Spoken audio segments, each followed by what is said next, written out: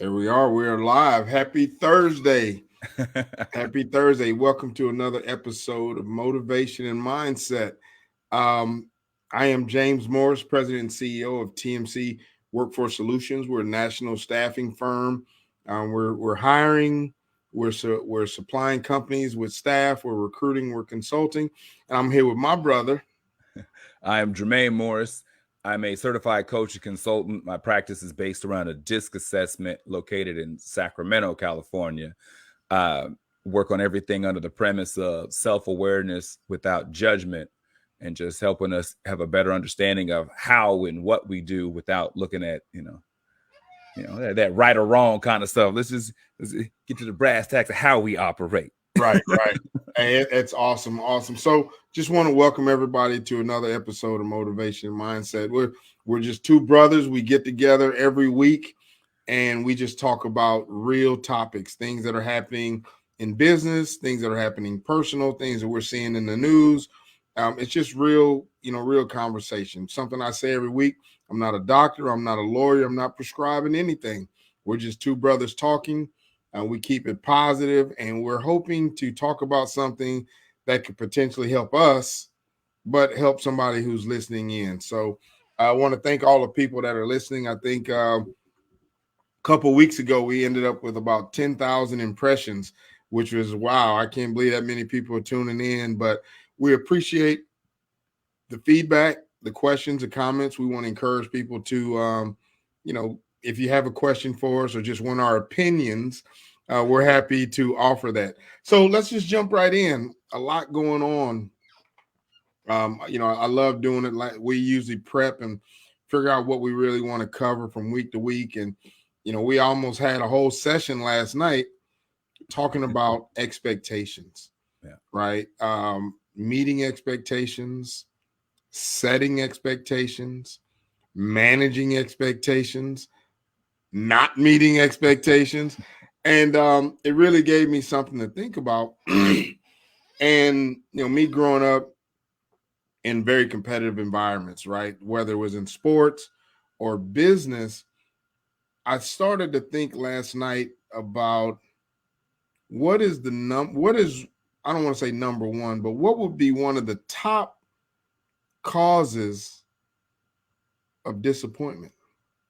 And when I thought about that, when I think about the times where I've been disappointed with a teammate, when I've been disappointed with an employee, when I've been disappointed with one of your nephews, I asked myself, what has been the primary cause of disappointment?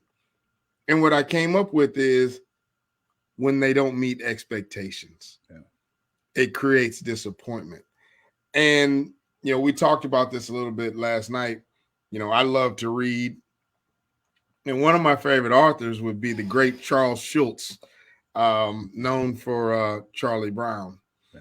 And I was reading an excerpt of something that he wrote, and he said, there's no greater burden than that of great potential. Right? You meet these guys, athletes, right? They get out of college and you expect them to be the next great thing, right? We elect a president and we expect them to, they got potential. We expect them to change everything. And that's a lot of burden. And then when they don't meet those expectations, it creates disappointment. Yeah. Right. So what I like to do is let's talk about expectations today. So when I throw that out there, right, when I talk to you about, talk to me about, expectations from your standpoint as a counselor, you work with a lot of young people out on the West Coast and nationally. When I throw that word, raw and uncut expectations at you, what are you feeling? So I look at expectation. So I separate expectation from, say, like accountability. So accountability to me is something that I can quantify what a desired result based upon actual real life experience, information, or what have you. An expectation to me is kind of theoretical. So here's how I look at the two. So if I go over your math with you, and I was personally there with you all week long teaching you that 2 + 2 = 4. Right. There's a you knowing that 2 + 2 = 4 by Friday is based more on a level of accountability to remember what I've seen you were taught, that you showed me, that you learned, that I would then, that's where my expectation would be about you being able to answer correctly. Because we were there together when it was taught to you. You expressed back to me, you were giving me the correct answer all week. So I know you know what the answer is. Mm-hmm. So then when you take the test on it on Friday, there's an expectation that you should be able to get this question right. Right. That's a level of that expectation is tied more to accountability with me, because this is something that we have proven that you know. Mm-hmm. If I meet you and I just think you should know 2 + 2 = 4 without any type of criteria, there's no experience, there's nothing, there's no checks and balances that I can say, I know you quote unquote should know this. This expectation is not rooted in anything real. Right. This expectation is 100% me. You've done nothing to prove to me that you know this or not. Right. I have no firsthand experience with you to know if this is real. Right. So that's an unfair expectation. Yes. And so I think like we say about personally, interpersonal relationships, a lot of us place expectations on people with the second example. You're 30, you should know this. You were a grown woman, you should know how to do this by now. Right. You're a grown man, you should. Well, did you watch them? Is there a firsthand experience where you know they were taught this and they're not being accountable? They're not showing up with something that you've seen that this is tangible. Mm-hmm. Yeah. You should know how to drive a stick shift. A lot of times, with men, we'll look at, you're a grown man, you should know how to drive a stick shift. Right. Well, depending on how old they are, and depending on every car if they're under 25 and every car they've driven was an automatic, should they? Yeah. No? Well, I get that, right? And so, when I think about so I'm going to, we usually kind of chop this thing up a little bit from the business and the personal side. When we talk about expectations and in business, as a CEO, as a business owner, there's accountabilities out there that come from all over the place. Yeah. So I'll give you one of the biggest places where I'm held accountable. You're familiar with unemployment. Yeah. And, somebody works at a company, they quit, get let go, things just don't work out, they move on, and then they go down and they file for unemployment with the state. Yeah. Well, what happens 100% of the time, whether it's the state of California, the state of Indiana, Georgia, Texas, I'm going to get a phone call from an agent at the unemployment office. And they're going to say, why did you let John go? And I said, well, John had, a plethora of issues. Here's all the things that he wasn't doing. Okay. Well, then the state will say, did he know what he was supposed to do? Well, what I do as a business owner, and it's not me literally, it's my HR and payroll managers, but they say, oh, absolutely, because when we hired him, we provided him with the job description. Yeah. And that job description contained a set of expectations. And within the expectation, it said your shift starts at 9 and it ends at 6, and you get a 1 hour for lunch. You're expected to have on a collared shirt and no jeans. You're expected to have proper footwear. You're expected to uphold a certain code of conduct. You're expected to have, certain levels of execution, right? Yeah. So many phone calls a day. So in business, one thing that I think we do a really good job doing, because if we don't, we get penalized financially, is we set expectations, right? We have essentially a contract in place. Yeah. And because we set those expectations up front, it allows us to not have the liabilities that would come to where we didn't set the expectation, because we can have the expectation no matter what. I expect you to come to work on time every day. But we set the expectation by saying your shift starts at 9. It ends at 5. We expect you to stay here all day. Yeah. So in business, my contracts and torts with my clients, I have an expectation, a realistic expectation, that you're going to pay me net 30. And in order for me to get paid net 30, I have to fulfill certain criteria within our contract. Yeah. So my expectations, I try to be very realistic. But let's talk about on the flip side. Yeah. Because when you enter into a friendship, maybe buy a house and now you're a homeowner and you have an HOA association, you enter into a relationship, a romantic relationship. We don't really hand out job descriptions that has a list of 15 bullets. Yeah. So talk to me about setting expectations on the personal side. So I think so this is where I think the business and the personal definitely go hand in hand in today's era socially. So I think we have a lot of transactional relationships that happen now. Mm-hmm. I'll do this if you do that. Because you did that, then I'll do this. You do for me. Well, you do for me and I'll do for you. Like, we have a lot of transactional relationships. Mm-hmm. I think this is probably the most vocal era who's taken the business model into personal relationships. So before, it used to be you met somebody or friendships, you bond over something you have in common. And when something comes up that you like or don't like, you verbalize it. Yeah, I didn't like it when you did that. Hey, can you not do that anymore? Can you? And then you adjust for it, how it happens. Now you find in a lot more interpersonal relationships, they're much more, because it's transactional, it's more like a business. And this is why these internet streets are so vocal. People who are listing their criterias up front. Right.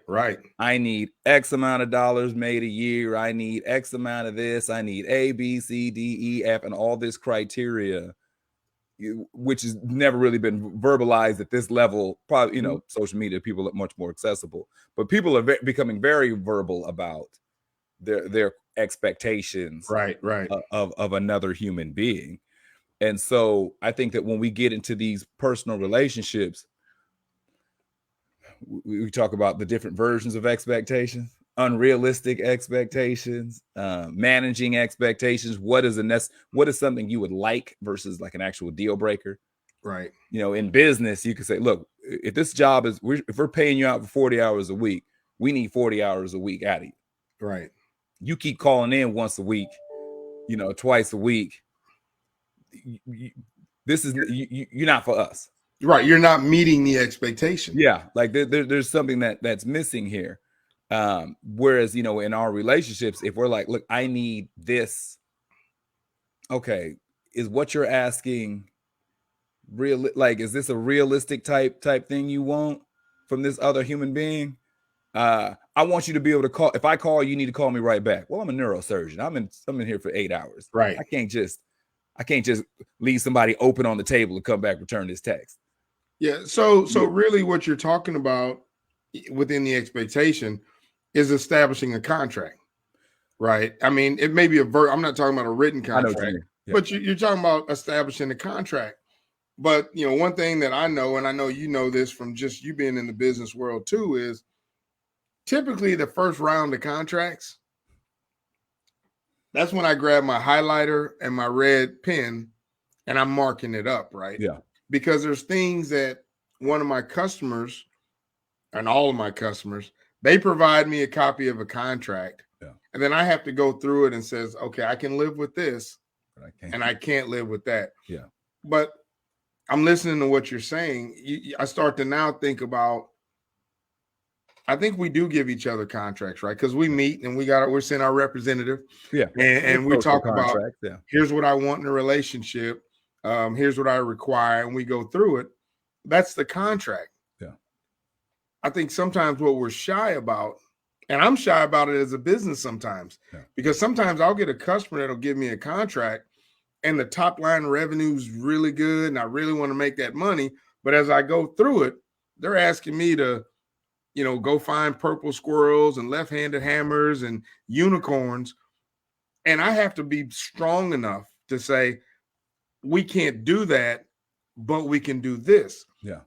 I think that's sometimes what's missing on the relationship side. 100%. We hear what the person say they want, but when we come to one of those things, it might be like, I'm not going to be able to do that.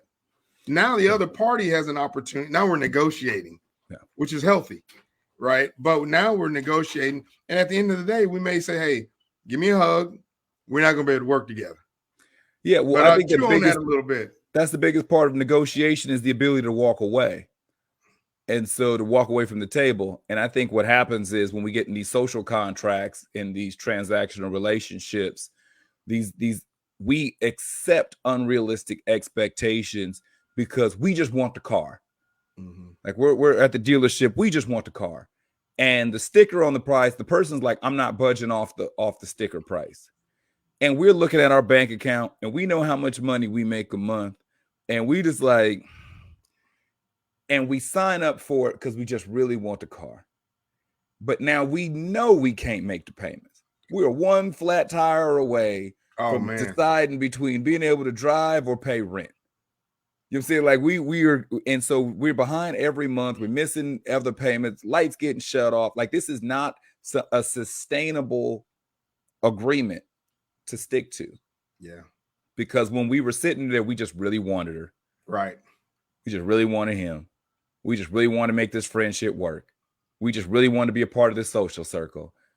And we went into a situation that of what was required of us, we just couldn't fulfill. Yeah. And we just decided for whatever reason, we're going to rob Peter to pay Paul to try to figure out a way to make this work. And then now we're not showing up the way we said we were going to.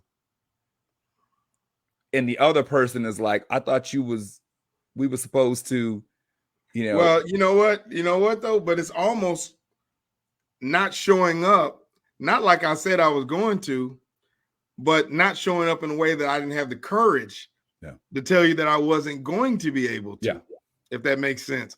Because I think tell people what they want to hear all the time to close the deal. Yeah, I'm going to fake it till I make it. Yeah. Right. That phrase right there is key, and where there's so many holes when it pertains to expectation. Mm-hmm. We'll show up, we'll look the part the first week on the new job. Yeah. And it's a matter of time before the real us show up. Yeah. Well, situations where your talent will take you places that your character can't keep you. Wow. Did you say John Morant? I'm sorry. I thought I heard you. Yeah, your talent will take you. Your talent will open a lot of doors. Yeah. That your character can't keep you in the room. So I want to expand on that because I really like that. And I can tell you something that I've been very guilty of. Yeah. The difference or how we allow potential to drive how we set expectations, right? Yeah, I can remember, growing up and, I'd watch, get big sports fan and, some of the world's famous busts that have come through the NBA, like what's the kid down there, Ben Simmons, right? Yeah. I remember watching him in college and I didn't think he was very good. But I heard everybody talk about he had such great potential. Mm-hmm. So they wrote his potential down. And instead of labeling it potential, they labeled it expectations. Yeah. And this guy has the potential to score 20 points a night. This guy has the potential to get 20 rebounds a night. So we expect you to live up to your potential. As I started the conversation, there's no greater burden than that of great potential.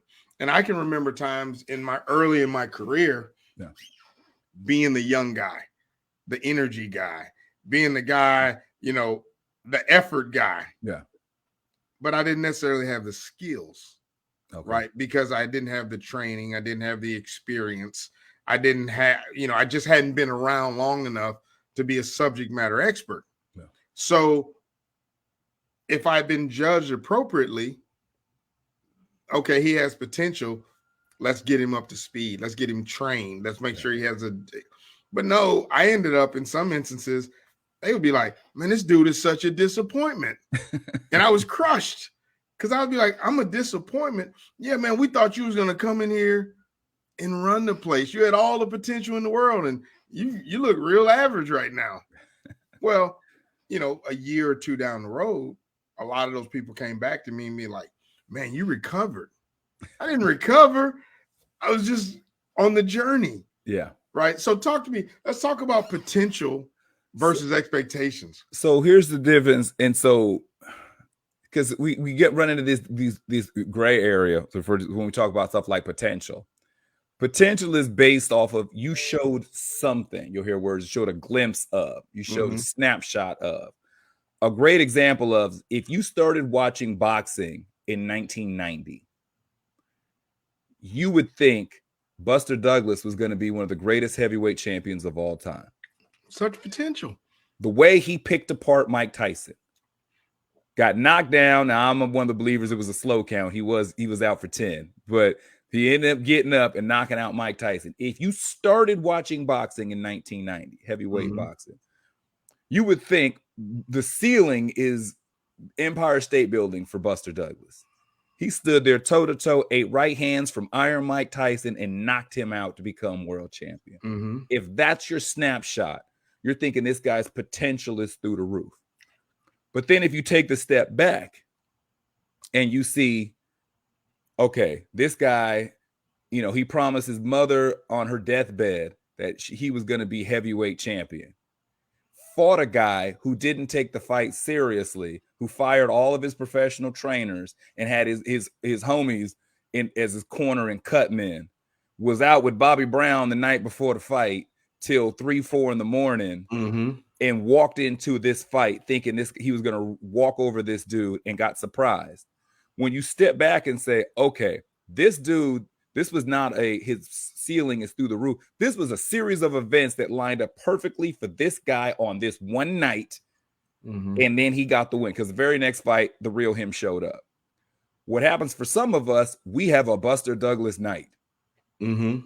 And we gave an amazing interview. We have a phenomenal presentation. We had a wonderful first date. We had a Buster Douglas night and something we were doing. And then that became the gauge of our potential. Right. That was the best we could get. And so sometimes we get, when somebody looks at us and they're like, I can see something in him. I saw something in her. Yeah, but sometimes when we get looked at, the expectation that gets attached to our potential is not, we have an amazing ceiling. It's no, we're there now. We're bumping our head on it right now. Yeah. And so sometimes when we are gauging other people by potential, it's important that we don't set these unrealistic expectations because we're caught up in a moment, that we're caught up in a feeling. Yeah. Well, you said something a little bit earlier around transactional type relationships. And so I'm going to bring it back over to the business side. And I'm enjoying how we volley back and forth. Yeah. Hopefully we're helping a big, wide range of people. But I look at my business year 2022.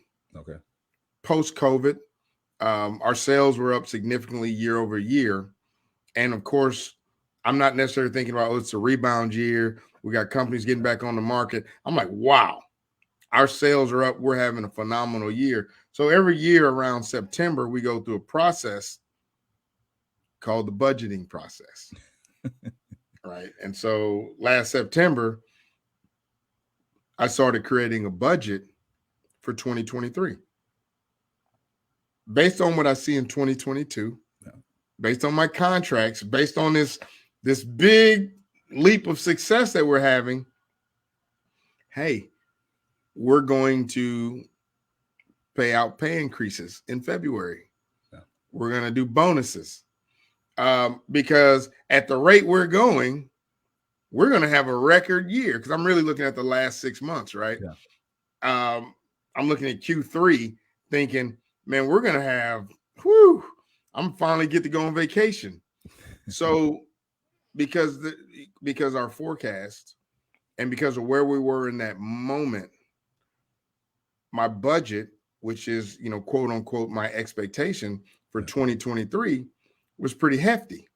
Well, then we get into 2023 and the potential that had myself and my team sitting down creating a budget, that burden comes back. Yeah. So now sometimes we have to reset our expectations. Yeah. Now, ironically enough, we've ran into a situation where, I own two companies.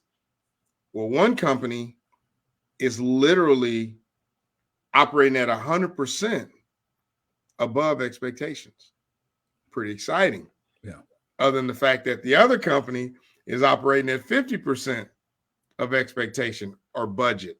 Yeah. So as a entrepreneur, always, we have to understand, if you go back about 3 or 4 shows, we talked about the power of the pivot. Yeah. You have to be able to pivot. You have to be able to adjust your expectations. And once you start to make those adjustments in business, it's no longer the budget. It now becomes the forecast. So right. I would stay right there with the difference. I would look at the difference. So in business, you would call projection, mm-hmm. and then expectations. So mm-hmm. your projections for your business can be based upon, we did X amount of numbers, we had X amount of sales, we made X amount of revenue, here are our costs. We have a projection of making so-and-so dollars based upon data. Right. I would be interested when it comes to most people, when they create these expectations on people, what's the data you're basing your expectation off of? Mm-hmm. Because I think that's where the separation of the business and the personal. I think we do our due diligence in business because there's so many consequences and stages of accountability in business. There's a bottom line. There's a brass tacks. There's a dollar attached. Yeah. But when we're in our personal relationships, we don't go into it a lot of times. These expectations we put on people based upon data. Right. I expect you to behave this certain way. Yeah. I never saw any piece of information that showed you know how to do this previously. And what happens a lot of times is I don't make you aware of the expectation I have of you. Right. I just give you the plus when you do it, and then I hold you accountable if you don't. But you may not even be aware that this expectation exists. Yeah. You make an excellent point. What it makes me think about is, and this may be some unpopular opinion to some people, rest in peace, Kevin Samuel. Okay. Right. And he was a guy that I probably got introduced to him late in the game. Okay. Apparently everybody in the world knew about him but me. And a buddy of mine was like, you got to check this guy out. Samuel's world out here in these internet streets. Yeah. But one thing I can remember Kevin saying was, and again, I'm not a big supporter or hater either way. I just thought the guy was interesting. But the one thing from the content that I did view, he talked a lot about, and a lot of times he was talking to women, but I think this applies to anybody. Before you start setting an expectation of what you want from your partner, let's begin with setting an expectation about what we should expect from ourselves, right? Let's understand who we really are, what we really have, what do we have to work with, what do we have to offer? And I think that's something that we're not always, it's hard to look in the mirror sometimes. And, we don't always see what we want to see. And I think that's something where when we set expectations, we focus a lot on setting expectations for other people. Yeah. But are we really setting expectations for ourselves, right? So I want to be desirable. So I'm going to set an expectation of maybe I need to eat a little bit better. Yeah. Maybe I can exercise a little bit more. Maybe I can, read a little bit more. Can I be more read? Can I be more mannerable? Can I be more respectable? Can I be a perfect gentleman? Can I deny myself the things that I enjoy for the sake of honoring the contract? Yeah. So I think it's very important that, I've been watching in the news, and again, I don't like spending too much time on sports, but the John Morant thing, right? Yeah. Everybody's talking about, well, he had a contract with Powerade and he didn't meet the expectations, right? So he's going to lose that money. Yeah. He had a contract with Nike and he didn't meet the expectation. He's going to lose that money. He has a contract with the NBA and but what about the contract with himself? Right. So I have a slightly different perspective of that. So if we're looking at, so this goes back into transactional relationships. Okay. So this what reciprocity actually looks like. So if I say, this is what I want, that what I want is not contingent upon what I'm willing to give. So what I expect is not contingent upon what I am. Mm-hmm. So if I say I want somebody who's incredibly fit, I don't want somebody who's incredibly fit contingent upon me being fit. Right, right. I just need to find somebody who's incredibly fit, who's willing to accept me at whatever I am. So I think sometimes when we go into with these expectations, people try to, there's a correlation between, well, you can't ask for what you aren't. That's not true. That's not true at all. Not at all. So, well, you want A, B, and C, but you're not A, B, and C. Me not being A, B, and C has nothing to do with me wanting A, B, and C. Right. So sometimes on those expectations, what expectations we set for ourselves can be dramatically different from what we want of other people. And that's not a conflict. I can want you to be well-read and educated because I'm not. Right. You know what I'm saying? I want you to be financially set and mature and responsible because I'm not. Yeah. One of us got to have money. Absolutely. Yeah. One of us got to be smart. I love where you're going. So I'll give you, from the standpoint of being a parent. Yeah. Right. And, your nephews would grow up, when they were growing up and, they would say, well, I want to play in the NBA one day, as a lot of our young men do. Or I want to play in the NFL. As they got a little bit older, and I would see them slacking off, right? And so what did I do, whether I could afford it or not? I sent them to the best camps that we can find. And I made sure that they had weights and training, tools and coaches, and we're going to do whatever. But when I see them slacking, I say, wait a minute now.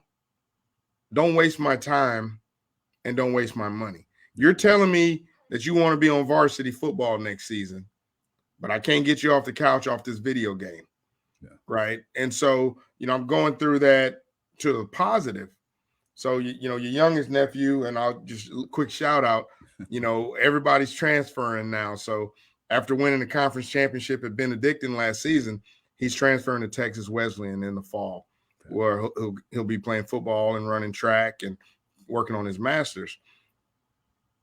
When we had the discussion, he was like, Dad, this is what I want to do. Well, the thing that I asked him was, okay, so what are you willing to do to achieve it? You're going to a championship program. They already got somebody that play your position at start, and they won championship last year. Yeah. So nobody's sitting there waiting with an empty spot. Yeah. Right. You're going from working on your bachelor's or working on your master's. So before I make this big investment, what are you willing to do? Now, what I've been very proud of is I see him in the gym because he's dragging me in there with him right now. So, hey, your brother might get in a little shape this summer, but he's in the gym, right? I see him in front of his laptop. He called me up and says, hey, Pops, I need $1,500. And I was like, oh, sorry to hear that. But for what? I want to take a couple classes in summer school.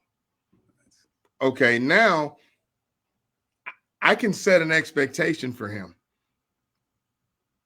I'm expecting you to perform. I'm not saying you're going to be the best. I'm not saying you're going to be the MVP, but I can now set an expectation because just like that job description, well, if you do 150 minutes of cardio a week, if you do, 150 minutes of weightlifting, if you do so much rest, if you do your stretching, if you're doing your sprint work, then you'll be in the condition that you need to be in to perform. Now I can set a realistic expectation. Yeah. Right. Because I can see that you're putting in the work. Kind of when I went back to start with, Kevin Samuels is where I started it. I heard him tell people, okay, you want a man that makes, I'm just putting out a number, $200,000 a year with no kids, blah, blah, blah. But you have 3 kids, 3 baby daddies, blah, blah, blah. Well, he may be what you expect, but is that realistic for him to expect, right? Yeah. For him to, are you his expectation? And you may or may not be. Yeah. But, there's two sides of that. But again, I don't want to get too far off topic, but I just started thinking about, there was a movie a long time ago called No Deposit, No Return. Okay. If you don't put in there, it's probably long, when I was a kid. If you don't put anything in, how can you expect to get things out, right? So I'm kind of more, I'm kind of self-facing right now, right? I've got the mirror in front of me and I look at myself as a business owner and I'm thinking about, I have to be at this desk and doing something positive. Because if I don't put in X amount of hours, I'm not going to get a new customer. I'm not going to get a new piece of business, right? And I think I told you some of the customers that we're working with right now, I would have never even thought. We're working with some Grammy award-winning artists right now on a huge project that's going to change our year, right? And, Housewives of Atlanta, and hopefully her and her husband are watching right now. A little shout out. I won't say your name in public, but but I understand that they have an expectation of me that I'm going to perform at a certain level. Yeah. I have an expectation of myself. So that comes back to preparation. Yes. Right. And then the next customer is looking at what I'm doing.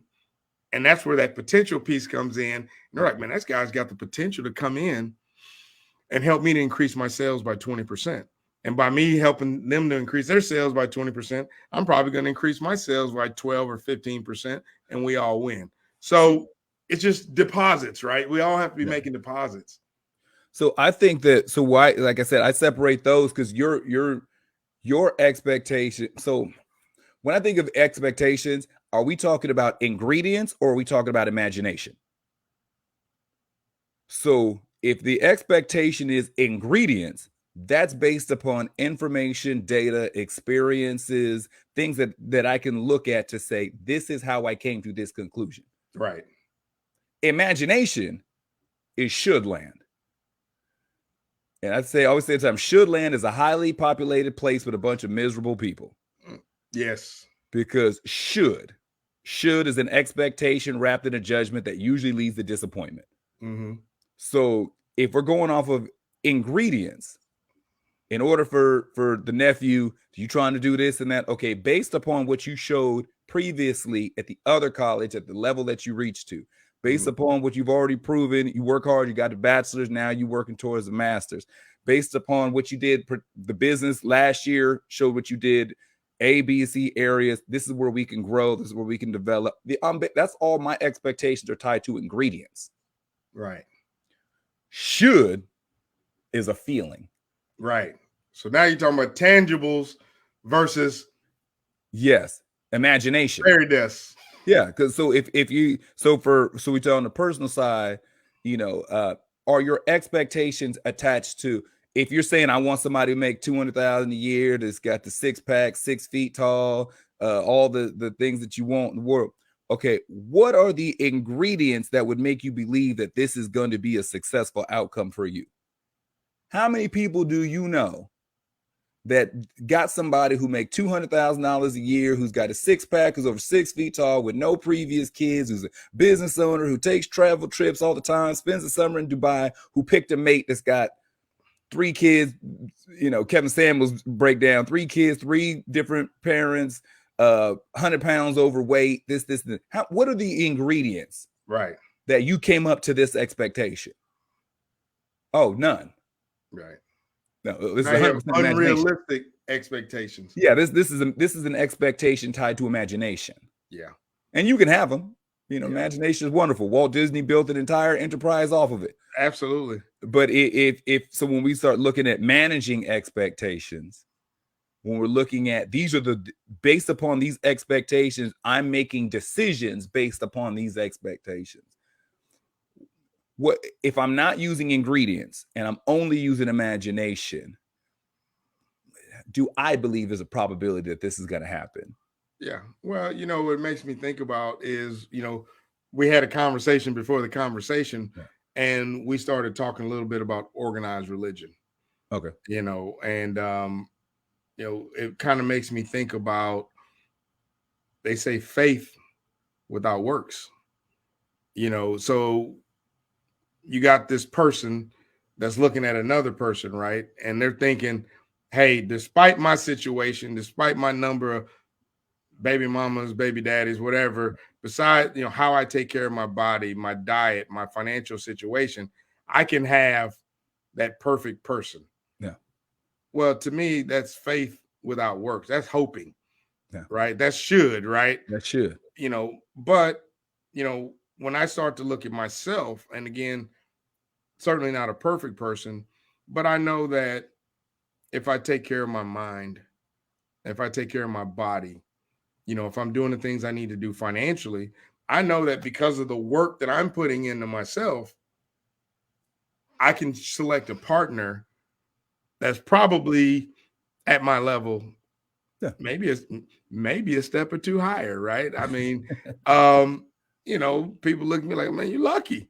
You played up, We all have those Buster Douglas nights, but Yeah, yeah. we far exceed expectations. Yeah. People look at me like, wow, you with her? Okay. Yeah. So, but if I wasn't putting in any work, Yeah. there wouldn't be a chance in heck that I would be able to achieve that, right? But it's not just in finding a partner, right? A woman or whatever, but it's running my company, right? We're getting ready to have since the acquisition, we're coming up on like a 7 or 8 year anniversary celebration in October. I forget. I think it's 8, but it's um how much work had to go in, right? When I started the business, when I bought it from my partner, I started this business with a partner about 11, 12 years ago, and I was able to buy my partner out 7 years ago.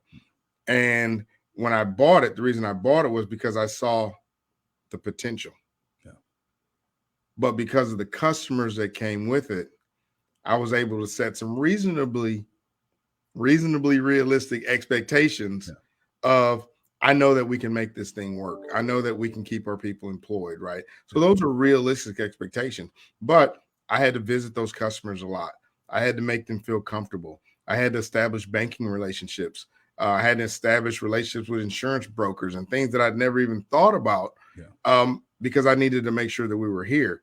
But because I did those things, right, and I think that's what you call the ingredients. Yeah. Because I pulled all the ingredients together, we were able to make a cake. And here we are. They say if you make it through the first 2 and then the first 4 and then the first 5, usually okay. So, I don't know that I ever feel like we're okay, but at least we can set a realistic expectation that we're going to survive, right? We're going to have some levels of success. Yeah. So, this is great, man. Now bring us home, man. What are you thinking? So I think that when we're people who are hovering around the word expectation, when we have things that, if you're having struggles with these expectations, either for ourselves or for other people, try using a different word. Okay. So like I said, so in business, why expect this? Well, there's accountability based upon the agreement we went into.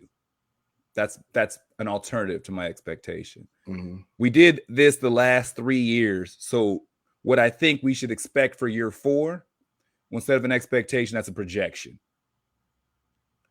Like if there, what is the tangible thing we're attaching to an expectation? So if it's in relationship, I'm expecting this level of communication. Okay, well, is that because this is the desired outcome based upon what we discussed? We discussed this is how much communication we're going to have between the two of us. So this is the projected outcome.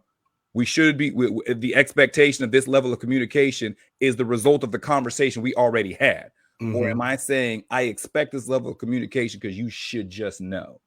Right. Do you know what I mean? So it's like, okay, no, I expect this particular behavior because it's what I want, not because it's what's been shown. Yeah. So now you're almost getting into assumptions, right? It's not even expectations. We're just making assumptions. What's the substitute word? Right. So this is not an expectation. This is an assumption. I like it. Yeah, that's real. So sometimes when we'll use things under the premise of expectation. Well, no, this is just actually projection. This is actually assumption. This is actually accountability. This is already an agreed upon. The finance company, they're quote unquote expecting payment because of the contract you already went into and the agreement that was already made. So when they say we expect a payment, really they're saying, no, you need to run this. Right. Because you've already committed to this agreement. So when we're talking about expectations within relationships, within ourselves, within the dynamics that we find ourselves in, we're calling it expectation, but can we dig a little bit deeper? So sometimes when we're trying to hold people to things, or trying to challenge people with expectations. Okay, is this based upon confirmation of a decision we already made? Is this feeling because of something that was already shown? Or is this just what I want and what I assume the other person should do, should behave, or how they should be? Yeah. I like that, man. That's good stuff. So, I want to just, I guess in closing it out, right? Yeah. There is no greater burden than that of great potential. I think that just like we do in business, when we provide somebody with a job description, we clearly outline our expectations. Yeah. When we enter into a contract, a legally binding contract, myself and my customer have agreed upon terms and conditions, service level agreements. We've set the expectation. If I do this much work, I get this much money, and they're going to pay me within this amount of time, right? And I'm going to provide a certain level of quality. I think what I heard you say today is there's some value in kind of, even if it's just a verbal agreement. Hey, we're going to enter in this relationship. I've got some expectations that you're going to cook once or twice a week. You're going to keep yourself looking nice, whatever. You're going to look out for me. We're going to be down for each other, right? If you got it and I need it, I got it. If I got it and you need it, you got it, right? We're going to set some expectations that we're one team. And if we do that, now, if somebody doesn't meet expectations, we address it. Yeah. Hey, listen, this is what I thought we were getting. I'm not getting it. Can we fix it? Oh, good. Let's fix it. Oh, we can't fix it? Let's not waste each other's time. I know we were closing out, but something that you said, which I think is crucial, is terms and conditions. Terms and conditions. I don't think that relationships necessarily have to be conditional, but at least there should be an understanding. Mm-hmm. So just the same way when you sign up for an app on your phone, there's that 5,000 word terms and conditions that nobody reads, that they just click OK so they can get on whatever social media or whatever. I think the more that we communicate what those things are, whatever the agreement is, whatever the terms and conditions are, so each person has an understanding of what these expectations are. Absolutely. So they're not just one-sided and then somebody's being judged by their ability or inability to meet an expectation that they may or may not have known ever existed. Yeah. And I'm going to just tack on and communicate loud and clear. Nobody likes to hear about the fine print afterward. Well, I told you that I hear it because I don't remember us having that conversation. Oh, yeah. You remember that night I told you that? So beware of how we communicate the fine print. I know we keep piggybacking, but I know we can do a whole other one on communication. Something that's always important to remember is the language you speak is not always the language they hear. Exactly. If my native language is French, your native language is English, but you kind of but you also understand French, there could be some things that are lost in translation. Absolutely. So just because I said it as clear as day. You said it as clear as day in the language that you speak. Yeah.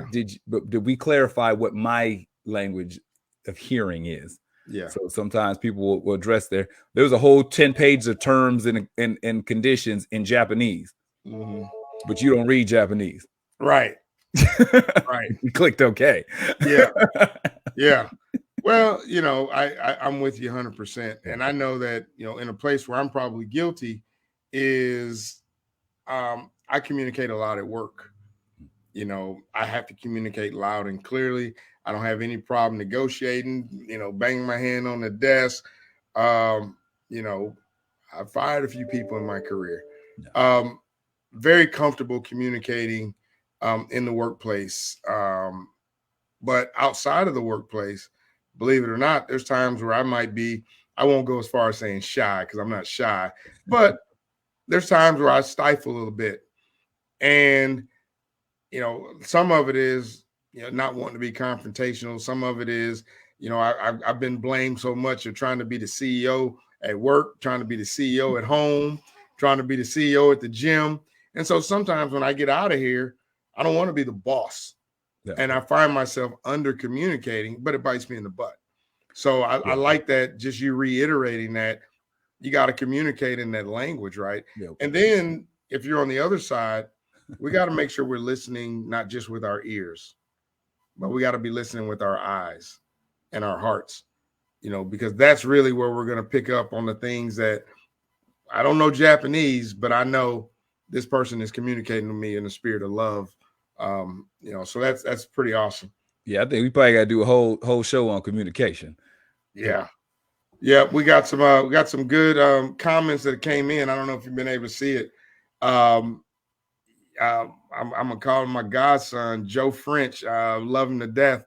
He just chimed in, and James III, your nephew. Happy birthday, nephew. Yeah, happy birthday, son. He's chimed in a couple times today.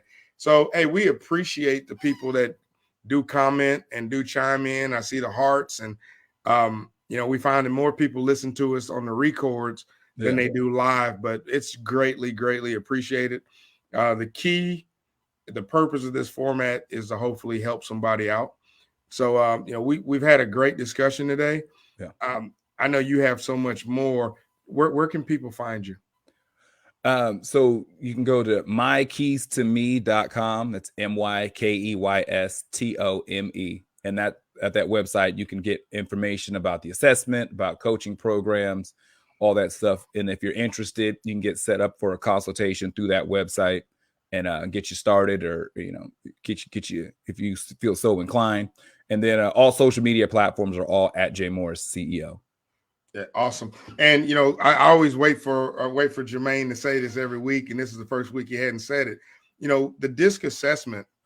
They always talk about people don't come with an instruction manual. Yes. When you do the DISC assessment, it kind of gives you an instruction manual. So he usually shares that every week, but I encourage people to go off and get it. Not only am I a supporter, but I'm a customer. All of my salaried employees go through DISC assessments before they come on board. Actually, I have one that we're about to send over to you. Hopefully today or tomorrow. Barbara will be emailing you. But we're supporters. We believe in it. Our turnover has dropped tremendously because we're able to match prospective hires with the managers just to see if they're good fits. So I definitely encourage people to go out and look up J Morris CEO, and he's doing some really cool stuff. And he's got some other platforms that I'm trying to outgrow, but he's doing some really cool stuff out there. So proud to have him here. Hey, I'm James Morris. I'm president and CEO of TMC Workforce Solutions. We're a minority-owned national staffing, recruiting, consulting firm. We're all over the U.S. So, if you're a company and you need, temporary staff, if you need some recruiting support, give us a call. Go to www.tmcworkforce.com. We can help you. If you're looking for a job, give us a call. If we're in the city and state where you're at and you're looking, we're happy to put you to work. That's what we do. I'm also CEO of Morris Motivation. I'm doing coaching and consulting. It's attached to our supply chain business. So, hey, we're out here. I appreciate everybody that's listening. We'll be back next week. I will actually be coming to you from Indianapolis next week. So we'll be out there, but I'm going to break away and we're going to come and we're going to hopefully say something that's going to help somebody. We've got some guests lined up that we're going to be bringing on. It's funny that Joe French is listening in today because Joe is so insightful. He works on a lot of different projects. He's in the automobile industry, but the dude just has so much going on up here. So he'd be great for this show. We've got a couple other people that we've been thinking about bringing on just to get some, we play nice a lot, me and my brother. So we want to get some alternative views going on the show. And we want to be challenged on our thoughts, right? Again, we're not prescribing anything, but we're offering some, just some point of view. So, hey, man, Jermaine, thank you as always, brother. I love you. Another great show. And I'm sure we'll be talking later this week. Yep. And you're going on vacation. So are you? Yeah, I'll be right before we go back on the show. I'll be in New York City for this next week. So will you be coming to us from New York next week? Or I'll be home right before the day before. So I'll be back in Sacramento when next week's show. All right. See, I tried to take the listeners to New York with us, but hey, man, have a great vacation. And we'll catch up in the next couple of days. Yes, sir. All right.